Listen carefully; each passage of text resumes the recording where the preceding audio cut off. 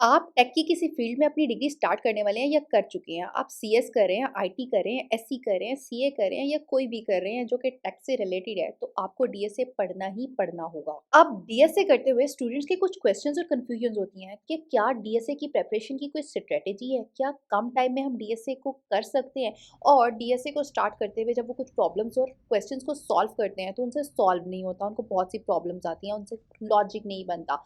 तो कर वो क्या रहे होते हैं कि वो स्टेप्स को चढ़ तो रहे होते हैं, लेकिन वो फर्स्ट से डायरेक्ट फिफ्थ स्टेप पे चले जाते हैं। हर चीज़ को करने के बेबी स्टेप्स होते हैं, जिससे आप उसकी लॉजिक बना सकते हैं।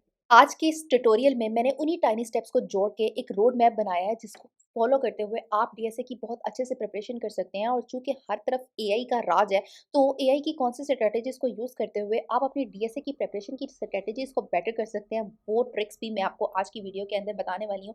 तो अगर इस तरह की कोई भी आपको कंफ्यूजन है या आपका क्वेश्चन है, तो ये वीडियो आपके लिए है।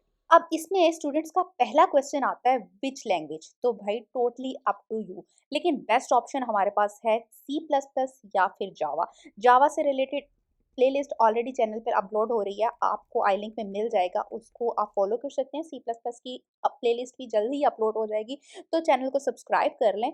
नहीं तो आपको जहाँ से कंटेंट अच्छे तरीके से मिल रहा है, जो आप अंडरस्टैंड कर रहे हैं, आप उसमें इन दोनों में से कोई भी लैंग्वेज को चूज करते हुए प्लेलिस्ट को फॉलो करें, अपनी लैंग्वेज पे ग्रिप लेके आए। देन सेकंड स्टेप आता है सीक्वेंस ऑफ डेटा स्ट्रक्चर्स। तो वो सीक्वेंस हमारे पास आता है array, link list, stack, Q, binary trees, hash tables, heap, graph, trees and union finds. इस तरतीब के साथ आप चलें। देन इन तरतीब के बाद हमारी जो थर्ड स्टेप आता है ना, वो आता है कि जब आप ये डाटा स्ट्रक्चर्स कर रहे हैं ना, तो आपको उसके कुछ ऑपरेशंस का पता होना चाहिए और उसकी टाइम और स्पेस कम्प्लेक्सिटी का पता होना चाहिए। ऑपरेशंस मतलब कि इंसर्ट करना आना चाहिए, डिलीट करना आना चाहिए, उसमें से स्पेसिफिक एलिमेंट को सर्च करना आना चाहिए, क्योंकि ये इंटरव्यूज का बहुत ही कॉमन क्वेश्चन है।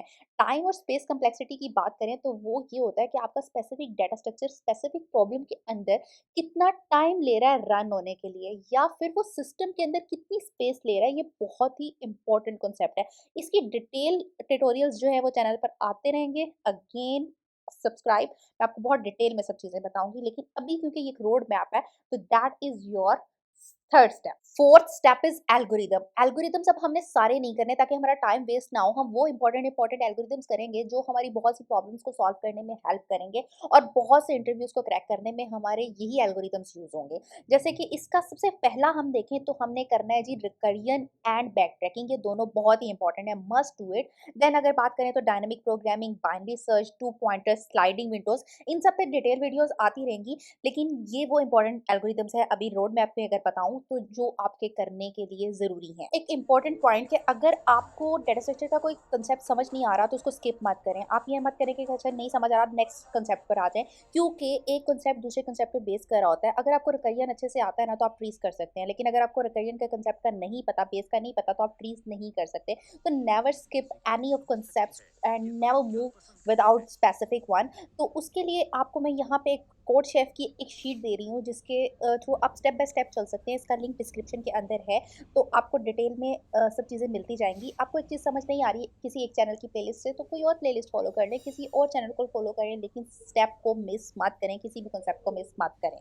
नाउ नेक्स्ट स्टेप है कि आप कॉन्टेस्ट के अंदर पार्ट लेना स्टार्ट करें, ताकि आपको रियल लाइफ प्रॉब्लम्स का पता लगे कि उसको किस तरह से सॉल्व कर सकते हैं। और आपने डायरेक्ट कोड पर जंप नहीं करना, आप ज़्यादा से ज़्यादा पेपर पेंसिल को यूज़ करें ताकि आप लॉजिक बना सकें, ताकि आपको पता चले कि सेम टाइप के कौन कौन सी प्रॉब्लम्स है। आप अगर एक कोई प्रॉब्लम तो एक एल्गोरिदम पढ़े और उससे रिलेटेड कोई एक प्रॉब्लम सॉल्व कर रहे हैं, तो जस्ट कोड नहीं करना है, आपने पैटर्न देखना है और फिर आपने कंपेयर करना है कि इस तरह के पैटर्न और किस किस प्रॉब्लम पे लग रहे हैं, ताकि आप ये कंपेरिजन सीख सकें और आपको किसी भी टाइप का प्रॉब्लम मिले तो आप उसे सॉल्व कर सकें। इसकी अगर मैं एक एग्जांपल दूं कि अगर सपोज आप एरे और लिंक लिस्ट को कंपेयर कर रहे हैं, उसका पेयर और ट्रिपलेट बना रहे हैं, तो वहां पे आप टू पॉइंटर्स यूज करेंगे। इसी तरह से आपका कोई भी और प्रॉब्लम आए जहां पे पेयर्स और ट्रिपलेट्स बनाने हो या फिर कोई कंपैरिजन करना हो, तो आपको पता लग जाए कि yes you can solve it with two pointers. इसी तरह से एक और एग्जांपल दूं कि भाई किसी एरे का आपने सब सीक्वेंस बनाना है, उस सब सीक्वेंस के अंदर आप उसका कोई मीन फाइंड कर रहे हैं, कोई मैक्स फाइंड कर रहे हैं, तो आप वहां स्लाइडिंग विंडो लगा सकते हैं। इसी तरह की प्रॉब्लम फिर आपके किसी भी इंटरव्यू में आएगी, तो आपको पैटर्न पता होगा तो आप वो सॉल्व कर सकते हैं, ठीक है। नेक्स्ट आप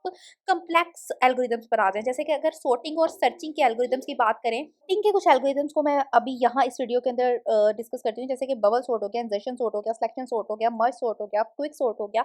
इन सबको मस्ट इंक्लूड करें अपने बेसिक रोड मैप के अंदर, क्योंकि ये बेसिक एग्जाम क्वेश्चन से लेके हाई लेवल इंटरव्यू के प्रॉब्लम सेट्स तक में यूज होते हैं, तो आपके बहुत काम आने वाले हैं। नाउ लास्ट में मैं रिसोर्सेज की बात करूँ, तो रिसोर्सेज जो है वो फ्री रिसोर्सेज की मैं एक सेपरेट वीडियो बनाऊंगी यहाँ के डिस्क्रिप्शन में देने की बजाय।